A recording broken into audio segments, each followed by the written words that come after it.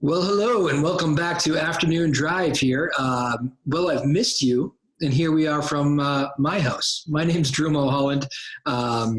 Obviously, hunkering down here at my house in Danvers. This is my wife, Sarah. There you go. Hi. I've talked about her a lot over the years, and now you get to meet her. She's back there in our kitchen right now. That's our kitchen. And what are you doing here? Oh, that's our. You got a dog? One of the two dogs here. There's Mookie. There you go. Say hi, Mookie. Mookie's actually been on before. We brought him into the station one day. He was on before Sarah was. So there you go. Anyways, hope you're all doing well. There's the appearance from the family. I'll probably have a lot of those because now we're going to start doing these shows from my house here. We're going to stream some shows for as long as we go. Sarah has told me, I'm looking at myself here, which is kind of weird. This is through the technology. I have the beard, as you can see. And I always have a beard. I'm kind of letting it go a little bit. Long hair, haven't had a hairdressing haircut. Sarah tells me she thinks I should keep the beard going for as long as we have to stay in here and hunker down. So for comedic purposes, because it's going to be comedic. She thinks this is funny. So yeah. So maybe I'll do that unless I don't know, unless my boss there tells me, unless Sarah Hayden tells me I can't. But maybe we'll try that for a little bit. Not too many haircut places open though, obviously, with that. You'd have to do it at home. I don't think you can cut my hair either, can you? No.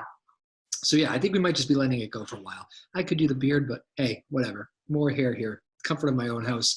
So we're going to start bringing you some content from I guess live at Drew's house. How about that?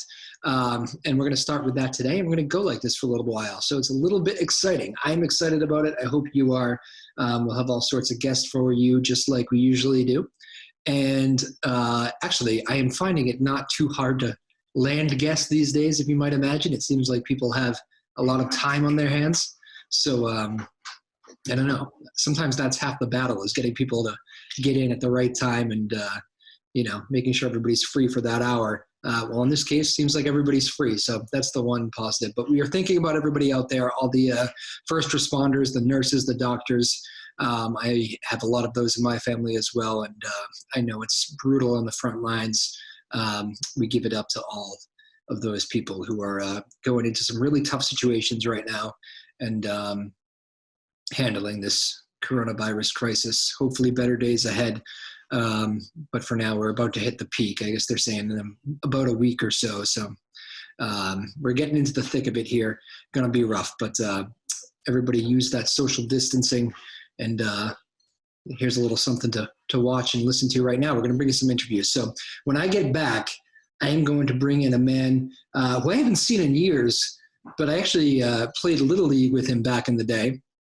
And I caught on to a story that, the world of Facebook and everything, you kind of keep in touch with these people that you haven't seen in years. And I saw he got married the other day, and through this coronavirus stay-at-home advisory.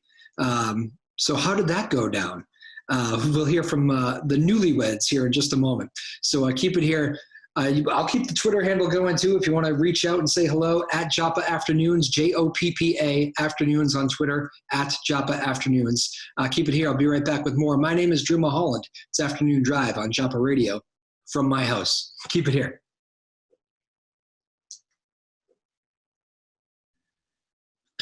All right, and welcome back to Afternoon Drive here, live from Drew's house. My name is Drew Moholland. Hope you're all having a good day as you hunker down and get through this craziness. I told you we're going to start bringing you some interesting guests, and here's kind of the first go-around. This is Sean Doyle and his lovely wife, Katie, just newlyweds. Congratulations, guys. How are you?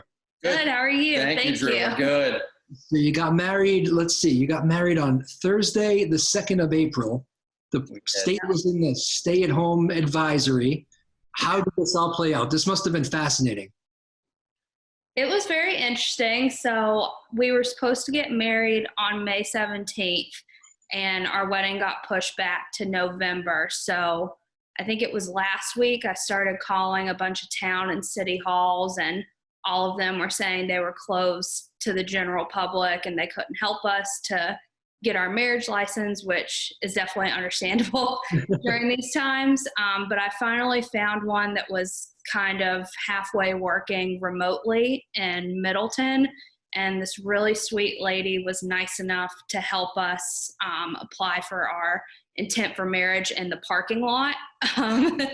So she allowed us to do that and sent us our marriage license, and we just kind of talked about it and decided it was something we wanted to go ahead and move forward with. My goodness. So were you guys at the point where, I mean, you probably could have pushed it back a lot longer once we're all through this, but you wanted to get this done then, right? Yeah, I mean, we could have waited until November, but, we knew that that the virus was going to delay the reception, but we didn't want it to delay, our marriage. Right. And the wedding. And we've, figured that if we could do it in a safe manner, and practice good social distancing, then that's, what we were going to do. There you go. So you guys did it in Middleton. Where are you living right now? In Billerica. Okay, so you actually did some looking around. I, as somebody who has been married for a couple years, I know that moments leading up to it can be a little bit stressful without this going on. You told me that whole story with a smile. I bet there were some stressful moments, though. Definitely. I think we can all understand that. Yeah. Social distancing during a wedding. How does that all play out?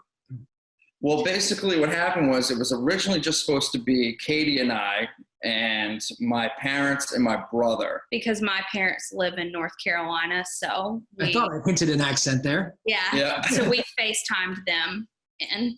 We FaceTimed them in, and I had told some of my friends, through a group text that Katie and I were going to do this. I told them the night before, and they said, "Oh, well, let's have a FaceTime session, and we'll all, toast to you and cheers." And it was nice, and I thought that would kind of be the end of it.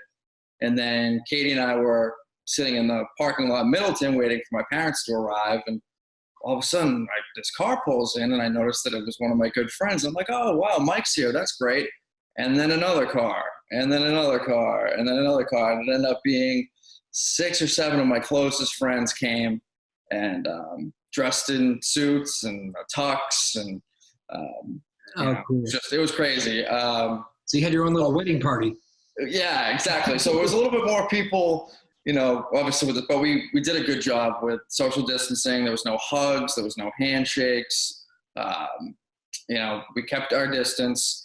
And then Katie and I and my parents and my brother walked down to the gazebo, and we had the ceremony down there while my friends were kind of on this playground in the distance. Watching it all happen. And, oh, man, that's hilarious. Quick scene, yeah.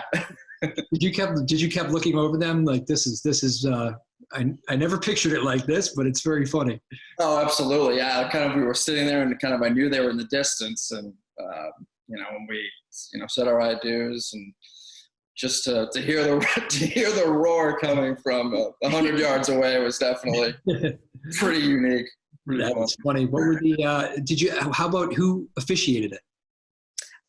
The town clerk at Middleton, one of the town clerks there. So we were kind of on the fence about moving forward with it. And she, her and I spoke on the phone, and she said, "I'm happy to do this for you if you want." And Sean and I just kind of talked about it one night and decided to pull the trigger on it. So, wow.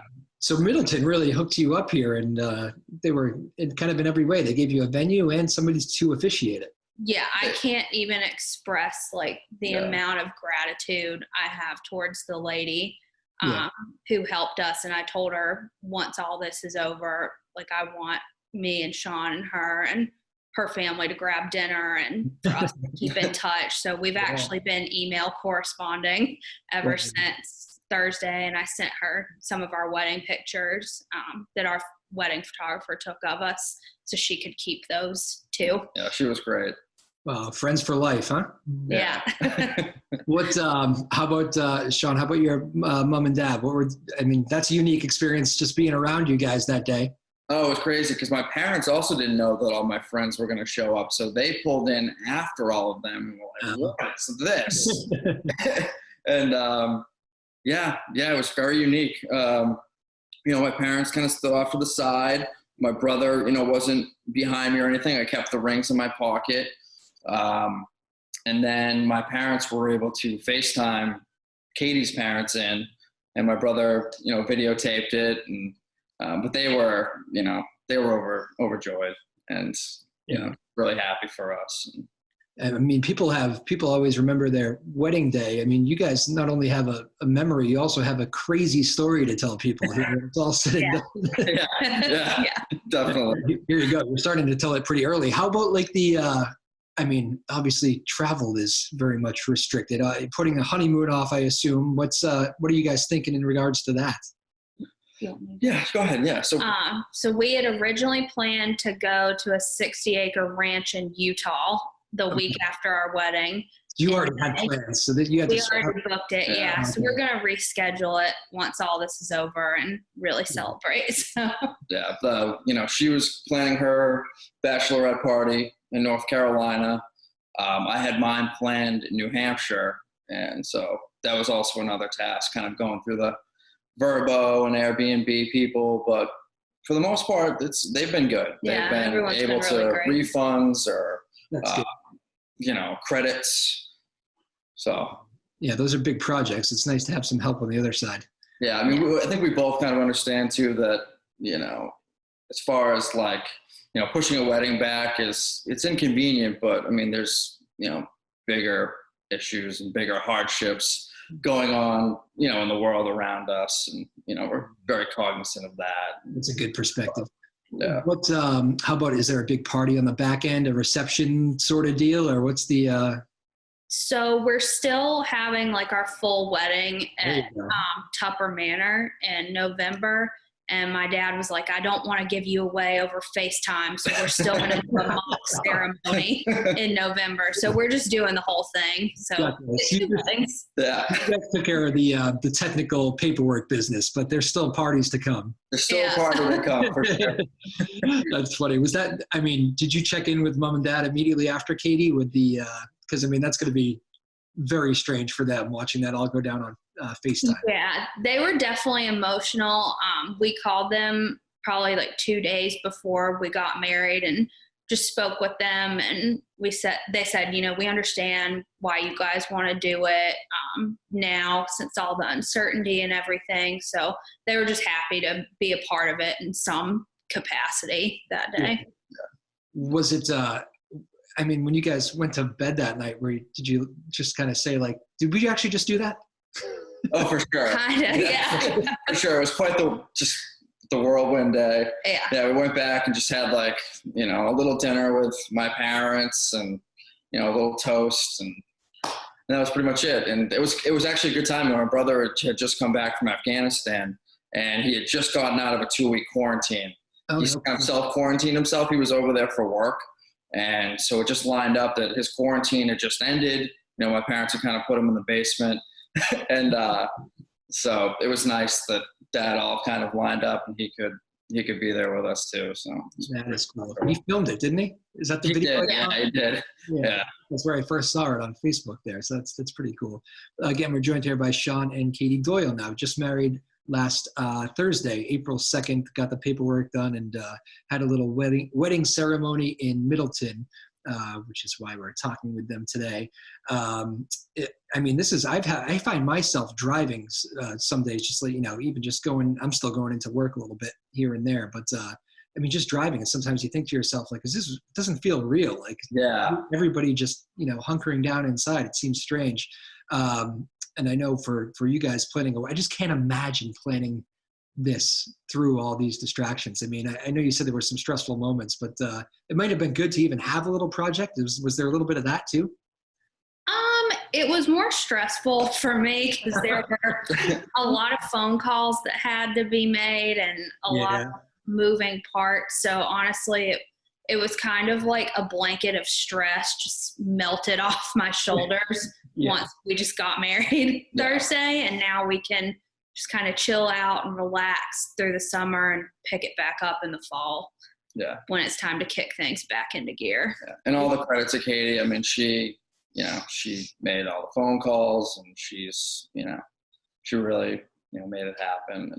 And you landed on Middleton, Katie. You're living in Billerica. That's not exactly right next door. That tells me you made quite a few calls before you landed on Middleton. Yeah, I probably called 10 town and city halls to see who could get us in, and it was just no after no after no. And finally, What were they saying? Like, they were just like, we're closed to the public due to COVID-19. We can't really help you. And I finally got referred to this amazing woman in Middleton, and all the credit to her. She made this happen for us. So, did she give you any stories like, I've never been through anything like this before or anything like that? she did say that our ceremony specifically kind of touched her in some sort of way. I don't know why. Maybe it was the quote by Winnie the Pooh that I sent her to read during our ceremony, but she choked up first. Yeah, and then it kind of set the pace. She started crying, which set the pace for us. So, can you tell us the quote, or is that? Yeah, I have it. Give me one second. Happen to have it right there, do you? Yeah, I do actually. Let's see. It's, if ever there is tomorrow when we're not together, there is something you must always remember. You are braver than you believe, stronger than you seem, and smarter than you think. But the most important thing is, even if we're apart, I'll always be with you. Ah, there you go. And that's when she started tearing up, huh? Oh, yeah. Yeah. She was like, oh, this took a left turn real quick. And then she's thinking to herself, well, you're going to be together quite a bit here for the next month or two. So, yeah. I'm actually still going. I'm actually, back to what you're saying about driving, like I'm still going to work. I work for an industrial glue company. And so we were, deemed essential under the governor's thing. And, some of the glue goes into medical supplies, but it's so weird to just be driving around. But nothing we've ever lived through, certainly. That's for sure. It's crazy, but it must be. Most people tend to. I think we waited a little bit, but usually you have that kind of honeymoon in those early stages. I kind of like the idea of pushing it, having it on the months and months away. It's kind of might be fun for you guys to have something to look forward to here. Yeah, definitely. Yeah, we're thinking August. Mm-hmm. Good time to go to Utah. Utah. What was? I can imagine it was very difficult to keep your social distance during this sort of thing. I mean, obviously that's going to be like the term of the decade for us here. But like all your buddies are there, Sean. To your surprise, I'm sure every one of them just wants to give you a big hug. That must have been like really hard in a lot of ways. It was so hard. It really was, like, because just to the moment, just to see them kind of like not knowing they were coming, and then to see them roll in, and I haven't seen a lot of them in person, for a month or so, and just sit there and it'd just be like that that outpouring of like support, and it was like definitely I wanted to hug them and just share the moment, but just couldn't do it, and and that's fine. That's. Yeah, Katie, and for you, you have the mother-in-law there now. I mean, you're gonna have to. Are you guys putting off those hugs, or? We did like little air hugs. Air hugs, okay. Yeah. Not real ones. Yeah. What? Did you go home by yourselves afterwards? What was that afternoon like? Was it dinner by yourselves, or? Her and I drove to my parents' house, and my parents and my brother and us, and the two of us, had a small little dinner. We did take out, and we were there for a couple hours, and we just went home and we watched Tiger King, and seems like everybody's doing that, right? Yeah. Your brother, how long is he back from Afghanistan for? Is it a while now, or? Yeah, I think he's going to be back for good. He's been doing it for 2 years now. He works for an engineering firm, and they've been over there, and I think he's done. He's all set. So he must have been thrilled though that he was able to be back and see this, right? Yeah, for sure. It was great having him. You got some extra shots too. He probably had no idea your friends were showing up, right? Oh, no idea. Yeah, no idea. It was. Yeah. He took a picture. I think it was a still photo of from a distance, and all your buddies were like across you two might have been in the middle. I can't remember, but like from a distance, and they were all across the street, like social distancing. Oh, yes. No, Katie and I were in that photo, and yeah, we just kind of all spread out. That's, we're very aware of the moment, just it's what, we're all in this together, and we gotta, you gotta do it, and nobody can be selfish no matter what the moment is. Even if you have a special occasion like we did, we still kind of all have to do our part to get out of the woods quicker. Yeah. I mean, the last thing I would, any of us would want is that's, for anybody to get sick or to take it home to their parents or anything like that. You almost have to have a pep talk with your buddies when they show up. All right, now listen, nobody get too excited. We're going to make sure we keep our distance here. Yeah. Well, that's very cool. Anything, I guess not, I wouldn't ask if you have any regrets of that day. Is there anything that like didn't go smoothly, or that you said, you know what, if we had to do one thing differently? I don't think I would change anything about that day. And I kind of feel like this is how it was meant to be for us all along, because our story is just super unique and different, like our relationship. So it's something we can pass all along, to our kids and their kids. And it's just a cool story to carry on. Yeah, I feel the same. Like, I don't really think that I would change anything. It was, messy and random and raining, but it was, it was fitting for us. Yeah, it was, yeah. So. Yeah. Someday, I'm not even sure they're going to believe it. I think you're going to have to run that story back a couple of times. Wait a minute, the world was shut down. Say again? Yeah. Very cool. Well, I wish you two both the best. Congratulations. I mean, what a story. And when we're through all this on the other side, I hope you have one great big wedding reception party and honeymoon and all that good stuff. So thank you very much. Great. Anything you want to say to mom and dad, or let me just make sure this isn't a question. I gave out our Twitter handle here, so let me make sure this. Nope, not about the show. Never mind. Anything you want to say to family members or anything about helping you make it possible? A little shout out, maybe? I mean, shout out to Tony and Ginger Buffkin from Clayton, North Carolina, for, giving their blessing on a virtual wedding. Yeah. Only as part one, right? Dad's part one. Yeah. Shout out to Tony and Ginger. And then shout out to Cheryl and Joe Doyle, too, for stopping what they had going on for the day to be a part of our very memorable day. So they've been a huge help as well. They must have been thrilled. Well, Sean, I haven't seen you, I guess, in years, really. We played Little League together back in the day. So we did. You played first base, and I played wherever. It was a good team. White Sox back in the day. You were a stud. We had fun. I think those were some fun days back then. I bet you didn't predict this back then, but it's how it played out. Congratulations. I wish you guys all the best, and get through the other side like everybody else, and then you have a couple parties and a lot to look forward to. Good for you guys. Yeah. Thank you, Drew. Thank you very much. Best to you and your family, too. All right, very good. Sean and Katie Doyle here on Joppa Afternoon Drive. We'll be right back to finish up here in just a moment. Keep it here.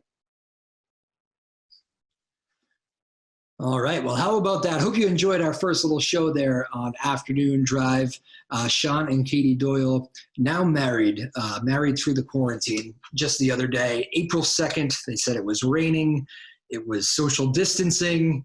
It was earlier than expected, but it was still perfect. So, quite the story there, getting married while the world is hunkering down and all that. And it seems like they were very cognizant of doing the social distancing like we all should be, like we all need to be these days. So what a cool story that was. I hope you enjoyed that. All the best to Sean and Katie as we get through this and in their honeymoon and the rest of their lives and all that good stuff. So we appreciate them joining us for our very first kind of back at it show here. Again, my name is Drew Moholland. This is Afternoon Drive on Joppa Radio and streaming, and everybody watching the TV too. This is my kitchen. Hope you're enjoying the backdrop. A little bit different. I think it's working out. We picked a few places throughout the house, but this is the one that kind of had the best lighting. My wife helped me with it. She's good with the Zoom thing. So that's how we landed here. And I guess we're going to keep doing these shows here. So we're going to keep running them back, generating new content, new interviews like we always do. And we'll have as many interesting people on as we can handle. And hopefully we don't have to do it for too long. Hopefully we can get out of this and get out of this coronavirus stay-at-home advisory. But for now, please do stay at home. It is so important. It's the only thing they really know about this virus is that keeping your distance works. So make sure you do that. I'm still seeing people not doing it. I drove through downtown Danvers just yesterday, and a big group of had to be a dozen high schoolers. Just I know they weren't all family members. Trust me, they weren't. And they were walking across the street, not keeping their distance, and just you just got to do it. Let's not be naive about this thing. And the hospitals are overloaded already. And again, a big thank you to all those hospital workers, doctors, nurses, everybody else, fire departments, police departments, all these people putting their lives on the line in the front lines to fight this thing. Let's make sure we do our part as well. Going forward, I'll keep delivering interviews here. This is how we're going to keep doing it. Hopefully you enjoyed this one. And I don't know, stay tuned for episode 2. Should be up shortly. My name's Drew Moholland. Afternoon Drive on Joppa Radio. We'll see you soon. Bye-bye. Stay safe.